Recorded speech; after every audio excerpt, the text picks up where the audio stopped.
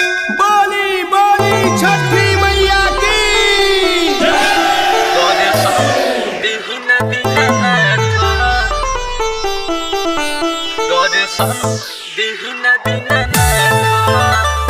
बोला बोला छठी मैया की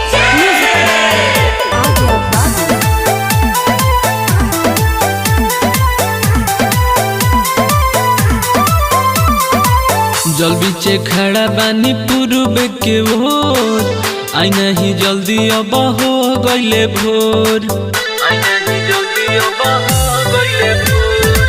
जल बीचे खड़ा बानी पूर्व के ओर आई नहीं जल्दी अब हो गईले भोर। सुनो रे फलावा लेके नरिया लावा अझल बा दुनो हाथ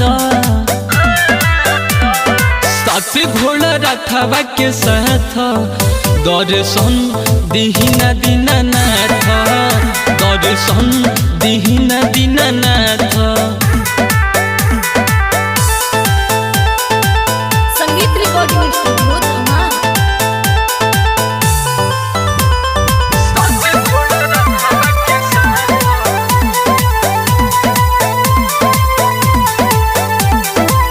भूखले बानी हम तो दुइये दिन के तनी देखा दिया अपन ललकी किरीन के।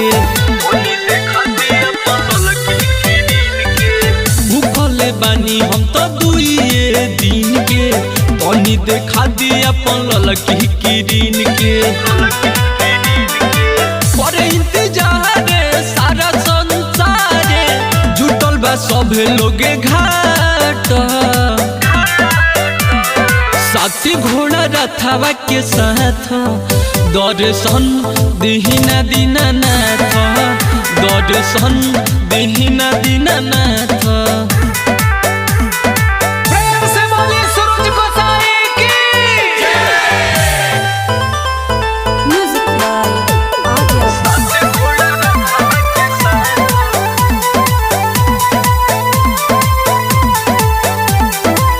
बड़ी कठिन राउर परब नु बाटे विनोद बिंदासी अरग दिहे छठी घाटे। बड़ी कठिन राउर परब नु बाटे विनोद बिंदासी अरग दिहे छठी घाटे। उठी भोर हरिया बारी के दियरिया लाल बाबू ले दौड़ा माथा